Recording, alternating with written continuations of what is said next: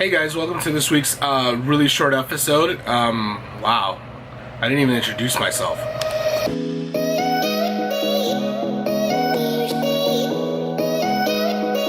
Hey guys, it's your boy Shayness, and this week's episode is going to be kind of short just because there was a lot of debate with some of the stuff in a previous video just quite recently in the comment section, and even a few questions that I got for the last video I did with the Airbox Delete. So this is kind of a 1.5 segment, I guess, if you will, of the Is It Legal? And I'm just going to address a few things that I've already addressed before, but I'm going to try to elaborate as best as possible and as simple as possible, just so some of you guys have a little bit more information and not just, you know, hearing, oh, like it's illegal and you can't do this. Keep in mind, once again, that I do live in California, where a lot of the laws and emission laws are a lot stricter. So some of these might vary by where you live, but again, I'm just kind of going off of the experience that I have and just overall regulations and rules here in California. So if you live elsewhere, take it with a grain of salt, but you know, for a large amount of my viewers, I know you guys do reside in California, so we're gonna go with that. So the first thing that I kind of wanted to address that was kind of a big deal in my last video was blow-off valves. Now a lot of people, and I actually got my first hater, posted that I obviously don't know anything by stating that blow-off valves are illegal. Again, I'm stating this for California, so maybe in other states it's not such a big deal, but here I can guarantee you and put money on it that if you were to get pulled over and your hood popped and a police officer was able to identify the fact that you had altered your bypass valve to a variation of a blow-off valve, you would get a ref ticket, and those are no fun. Real quick, for those of you who don't know, those are state referees, and what they basically do is if you get one of those, you're not allowed to drive your car legally on the streets until you go to the state ref. If you are caught driving your car with that ref ticket, you will get your car immediately towed and impounded, no ifs, ands, or buts. And depending on the county in California, you will get your car crushed, no questions asked. There are some cities that do have a very strict policy against, you know, street racers, and unfortunately it's rolled out to people that modify their cars. So just be careful about that.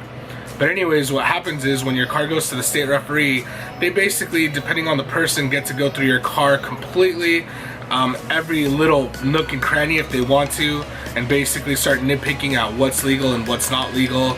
They can go all the way from, you know, little more elaborate things, obviously, like the blow-off valve, all the way down to the smallest of details, like your exhaust is 1 decibel too loud, and that's not street legal.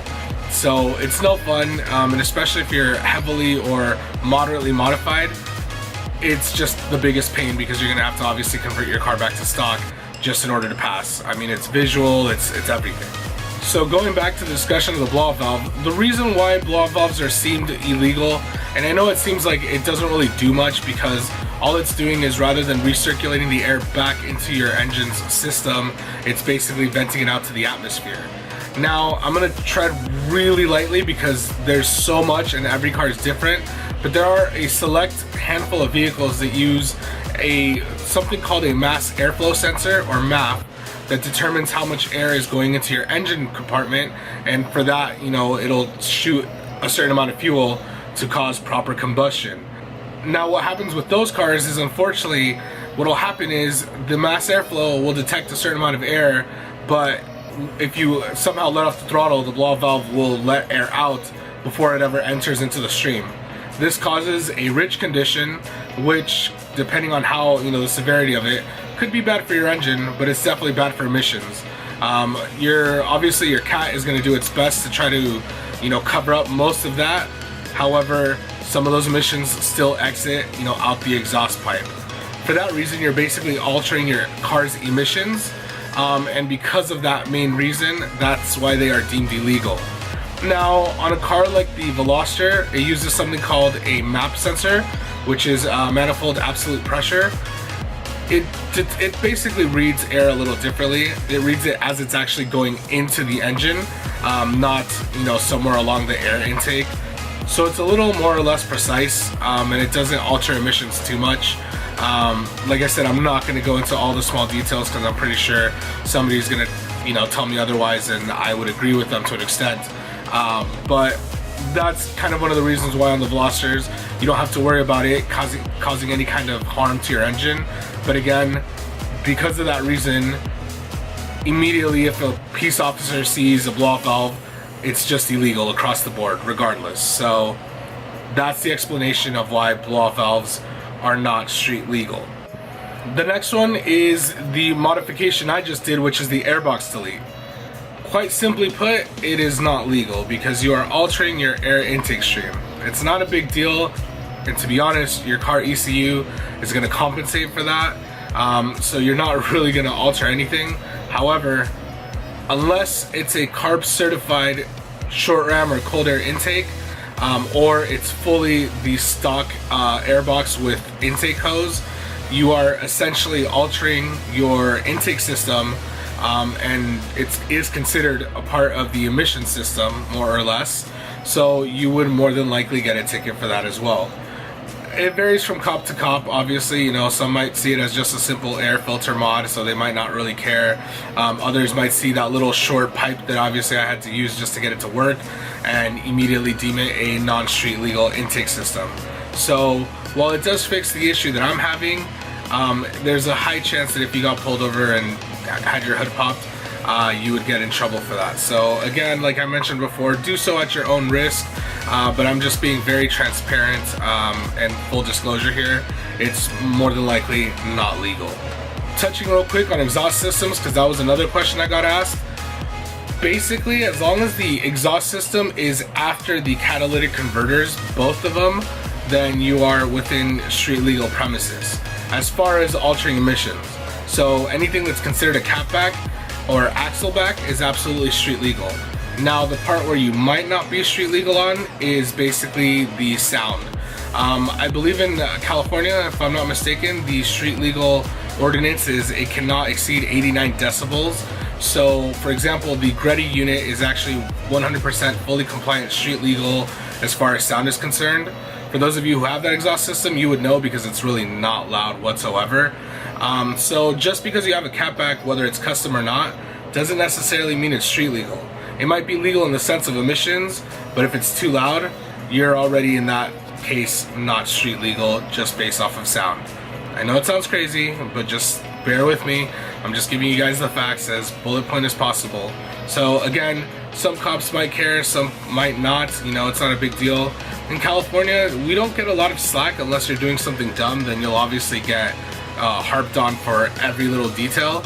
But as long as you're minding your own business and you're not, you know, going full wide open throttle and, you know, letting the exhaust scream, even if you're above the legal sound level, a lot of the times they cut you some slack and they'll actually turn the other way. And believe me, there's a lot of muscle cars that have more ridiculous exhaust systems, and I know they, you know, don't get as picked on as the import crowd, but that's life. Alright guys, and that does it for this week's short video. Again, I'm really sorry it was short. I was meaning to do something a little more, you know, fun, but I did get a lot of feedback and a lot of questions, and I felt that it was better to address these things than to move forward, you know, without kind of giving you guys some clear feedback. Again, I'm here because of the support and love that I get from you guys, so I definitely like to answer back to as many comments as possible, and if you guys have questions, you know, or suggestions, I definitely like to hear out and, you know, proactively do videos based off of that stuff. And I know I've been asked before to do another segment of Is It Street Legal? Don't worry guys, I hear you loud and clear. There's a lot of stuff that I've already got lined up, but you know, just to touch a few because I have gotten questions asked. Spark plugs, tunes, or ECU tuning, front mount intercoolers, oil catch cans, which I think I addressed, but you know, I'll definitely touch base again on stuff like that, because there's other different types. So anything else that you guys think that I should address in the next one, please comment down below, especially if you guys are thinking about getting certain modifications done to the car and I haven't yet pointed them out or addressed them. But thanks guys for all the love and support. You know, sorry for the short video. I hopefully have some exciting stuff planned for the weekend to film some stuff for the next week's video. So again, thank you so much, and I'll see you guys next time. Bye.